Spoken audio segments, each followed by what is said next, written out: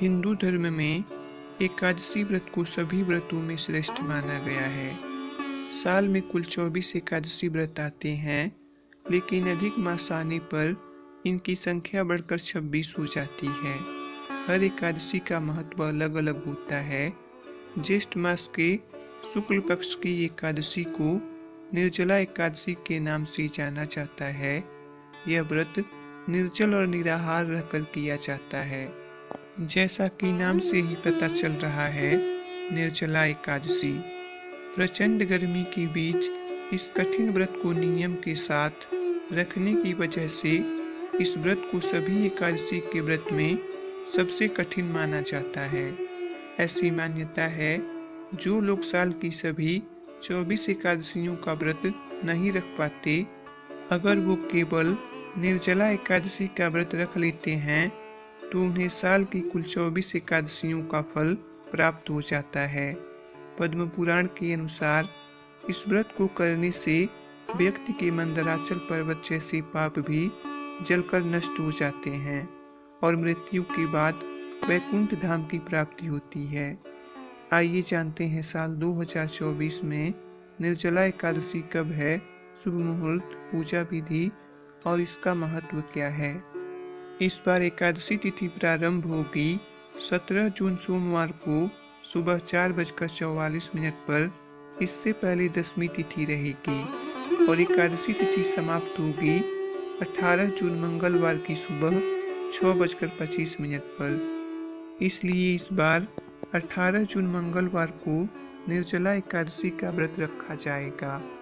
अब आपके मन में ये सवाल आ रहा होगा कि जब 17 जून को प्रातः काल से ही एकादशी लग रही है, तो 17 जून को एकादशी का व्रत क्यों नहीं रखना चाहिए।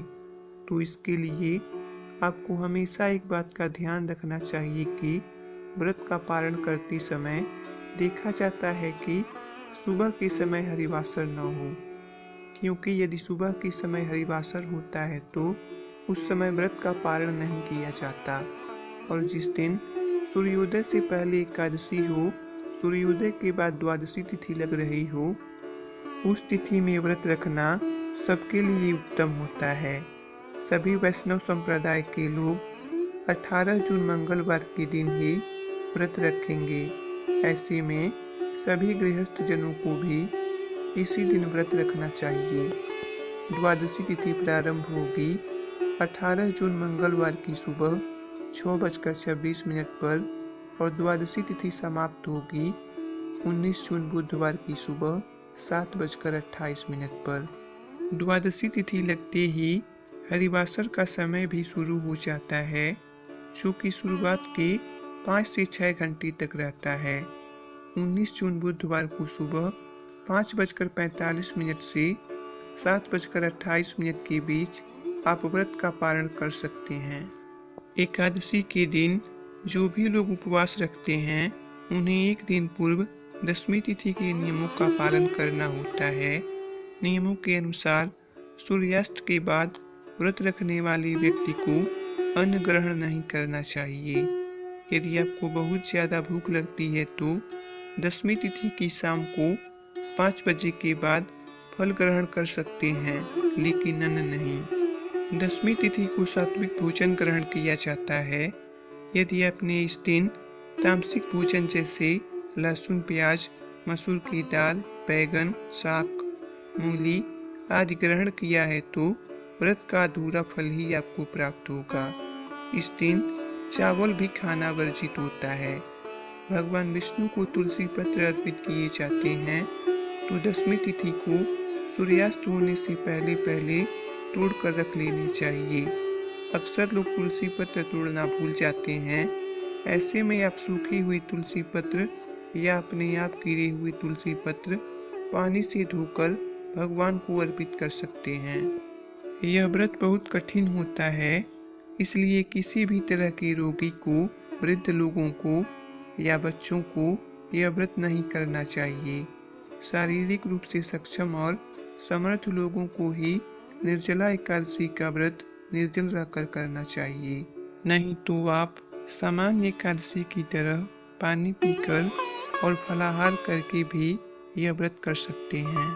निर्जला एकादशी पर दान पुण्य का विशेष महत्व है। इस दिन जरूरतमंद लोगों को अपनी सामर्थ्य के अनुसार दान दे सकते हैं। आज के दिन अधिक से अधिक जल का दान किया जाता है।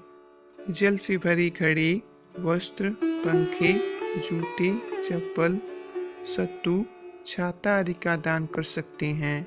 इस दिन मौसमी फलों का भी दान कर सकते हैं, क्योंकि आज के दिन जो कुछ भी दान किया जाता है उसका अक्षय पुण्य प्राप्त होता है, मतलब कि वो पुण्य कभी नष्ट नहीं होता। अगर निर्जला एकादशी का व्रत रखकर उसका पुण्य अपने पितरों को समर्पित कर दिया जाए तो ऐसा करने से पितरों को भी अधोगति से मुक्ति मिल जाती है। एकादशी की सुबह स्नान के बाद पीला वस्त्र धारण करें। इसके बाद पूजा स्थल को गंगा जल से पवित्र कर एक चौकी पर पीला वस्त्र बिछाकर भगवान विष्णु की प्रतिमा स्थापित करें। अब उन्हें पंचामृत से स्नान कराकर चंदन का तिलक करें। पूजा में उन्हें पीले फल फूल, पीली मिठाइयाँ और तुलसी पत्र अर्पित करें। अंत में व्रत कथा पढ़कर या सुनकर आरती कर लें। इस दिन विष्णु सहस्त्र नाम का पाठ विशेष फलदायी माना गया है। इस दिन ओम नमो भगवते वासुदेवाय मंत्र का जाप भी आप कर सकते हैं। अगले दिन द्वादशी तिथि पर भगवान की पूजा के बाद जल ग्रहण करके अपना उपवास खोल सकते हैं। अगर वीडियो पसंद आए तो लाइक, शेयर और चैनल पे नए हो तो चैनल को सब्सक्राइब कीजिए।